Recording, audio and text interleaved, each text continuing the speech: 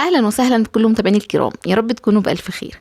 فصل الشتاء يا جماعه يعني حلويات، طول ما احنا قاعدين كده عايزين نلقط اي حاجه حلوه جنب مننا، اي حاجه حادقه. فصل الشتاء ده شغال معانا في كل حاجه. النهارده بامر الله هنعمل يمكن من اكتر الوصفات الحلوه الاقتصاديه اللي موجوده. الحلو الشرقي عموما اكتر وصفه اقتصاديه ممكن تقابلوها هي صوابع زينب. النهارده هنعملها بتكنيك مختلف عن اللي انا عملته قبل كده في القناه، والحقيقه هي الطريقه دي كانت احلى وانعم ودايبه كده، وفي نفس الوقت مقرمشه. يعني وصفه من الاخر. يلا نبتدي ونقول بسم الله الرحمن الرحيم ونبتدي بالشربات. اول حاجه انا معايا كوبايه من الميه، هغليها على النار، خليها تسخن كويس جدا تغلي، وبعد كده هضيف عليها السكر عشان بس يدوب معايا اسرع. تمام. السكر معايا هنا كوبايه ونص من السكر، وعليهم معلقه كبيره من عسل الكلوكوز. وعسل الكلوكوز عشان في الشتاء بيبقى ماسك شويه، فانا حطيته بس في الميكرويف 30 ثانيه يفك معايا كده ثانيه. وهحاول ادوب كده الكلام ده الاول قبل ما ارفعه على النار، وبعد كده هرفعه على النار لحد ما يغلي على اصغر عين في البوتاجاز يغلي. وبعد ما يغلي هغطي الحله واسيبه لمده 10 دقايق ويبقى جاهز معايا واسيبه يبرد. قبل ما ابتدي في الوصفه كنت عايزه الحقيقه اوجه رساله شكر لصديقتي الصدوقه وحبيبتي مروه ميرو. بحبك جدا جدا، بشكرك جدا على الهديه التحفه دي. الكوستر تحفه منور، كفايه بس ان انا كل ما اصور كده فيديوهات ابقى فاكراكي طول الوقت. ربنا يخليك ليا وما يحرمنيش منك. كمان عايزه اقول لعمر وياسمين ولادك انا بموت فيكو بموت فيكو، واول ما تنزلوا مصر هكون انا اول واحده بستقبلكم في المطار. ربنا ان شاء الله يجمعني بيكم على خير واشوفكم ان شاء الله على خير. يلا بقى نبتدي. اول حاجه هبتدي بالعجينه بتاعتي. معايا هنا 200 جرام من الدقيق. 200 جرام دول عبارة عن كوباية وربع من الدقيق بالأكواب اللي هي معيارية. معايا كمان تلت كوباية وأقل من تلت كوباية من السميد اللي هما 60 جرام. حط عليهم بصوا 2 جرام من الخميرة. أنا مش عايزة العجينة دي تخمر، يعني بصوا أقل من ربع معلقة، لأن الخميرة هتغير لك الشكل والنقشة.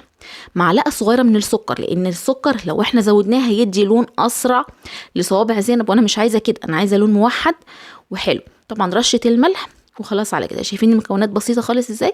معايا 50 جرام من السمنة والزيت، تقدروا تخلوها سمنة بس زيت بس، خليط. انا عاملة خليط، يعني هي يعتبر معلقة سمنة ومعلقتين كده زيت، هم دول 50 جرام، يعني هم اقل من ربع كوباية كمان. وهبتدي ان انا اقلب المواد الجافة مع بعض، وهبتدي وبعدها هبس السمنة والزيت مع الدقيق كويس جدا لحد ما كل حبيبات الدقيق تتغلف بالسمنة بالمادة الدهنية يعني. وبعد كده هبتدي ان انا اعجن.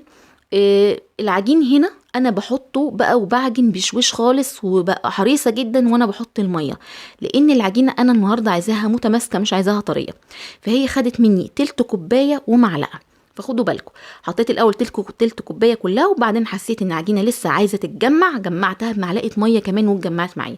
اول ما تتجمع معايا كده انا بوقف اي سوائل تاني، علشان زياده السوائل بتخلي النقشه تروح، ما تبقاش ظاهره مني خالص، تتجمع والعجينه بتبقى متماسكه خالص كده يا جماعه بالشكل ده. شايفين شكلها متماسكه جدا. بسيبها مش تخمر. انا العجين انا مش عايزاها يخمر، انا عايزاها ترتاح لمده مثلا ربع ساعة، على بال ما الف لفتي كده في المطبخ، اشيل حاجة اللي انا استخدمتها حواليا، اظبط الدنيا، وبعد كده هبتدي ان انا اشتغل فيها.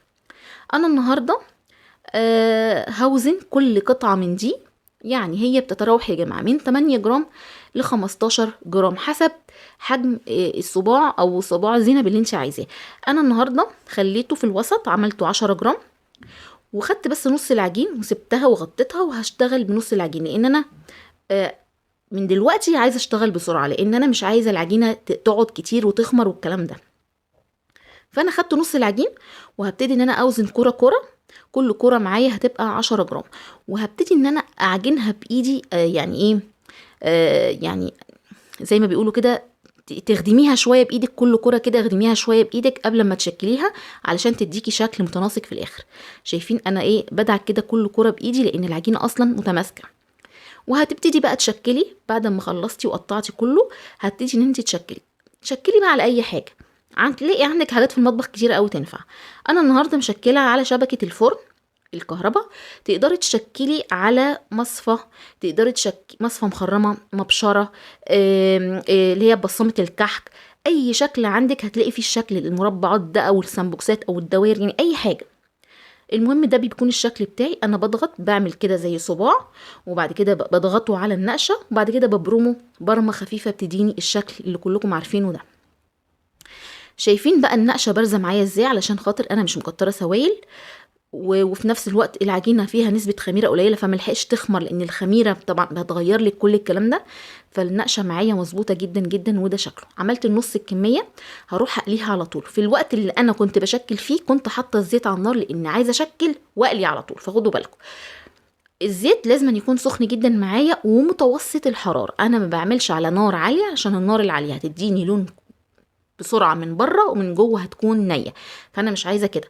انا عايزه ادي لون موحد، في نفس الوقت تستوي كويس من جوه وما تغيبش، وفي نفس الوقت يعني يبقى اللون اللي فوق غير اللون تحت. لا، انا عايزه اللون كله زي بعضه، وتبقى مستويه من جوه، ولون ذهبي ما يبقاش غامق، لان لو انت النار عاليه عندك هتغمق لك حته وتفتح لك حته، فانت مش عايزه كده. وزي ما حضراتكم شايفين الزيت مش غزير ولا حاجه، متوسط كده. وطول ما انا واقفه بقلب عشان خاطر كله يبقى لون واحد. بس بخرج الصوابع زينب على الشربات البارد على طول، وبصفيه، وبيكون ده شكله. عايزه اقول لكم طعمها تحفه تحفه، دايبه جدا جدا، مقرمشه في نفس الوقت. تاكلوها كده بجد والله والله بدون مبالغه اطعم من بتاعه بره بمراحل، ومكوناتها بسيطه وسهله، ومفيهاش اي امكانيات، ولا فيها اي هلك، ولا خلاط، ولا كبه، ولا عجان، ولا اي حاجه. وبكوبايه دقيق او كوبايه وربع دقيق تقدري تشكلي وتعملي طبق حلو، اسرتك تفرح بيه جدا. شايفين شكلها حلو ازاي يا جماعه؟ والنقشه واضحه جدا ازاي؟ بجد شكلها تحفه تحفه ما شاء الله. هنوريكم دلوقتي شكلها بقى من جوه عامله ازاي. بصوا يا جماعه، لما باجي افتحها شاربه الشربات من جوه. وتعرفي ازاي ان هي ناجحه معاكي؟ لما تقطميها وتضغطي عليها تلاقي ان الشربات خارج معاكي. دي كده شاربه الشربات. ونسيت اقول لكم معلومه كمان، ان انت لما بتيجي تحطيها في الشربات تسيبيها حوالي 5 دقايق 7 دقايق في الشربات على بال ما تحمري الجزء التاني. يعني مش مجرد ما تسقطيها وتخرجيها على طول، لازم تديها فرصتها وتسيبيها في الشربات تتشرب براحتها جدا، وبعد كده بتخرجيها. شايفين لما بضغط الشربات بيخرج ازاي؟ عايزه اقول لكم ناعمه جدا جدا، طعمها بجد بجد يا جماعه تحفه. زي ما وعدت حضراتكم هتلاقوا المقادير دلوقتي مكتوبه بالجرامات للي حابب ياخد سكرين، وانا ذكرتها في الفيديو بالكوبايات. وده فيديو النهارده، اتمنى يكون عجب حضراتكم، واشوفكم ان شاء الله في فيديو جديد ووصفه جديده. اي سؤال اي استفسار اكتبولي في الكومنتات، وانا بامر الله تعالى هرد على حضراتكم. وشكرا لكم، مع الف سلامه.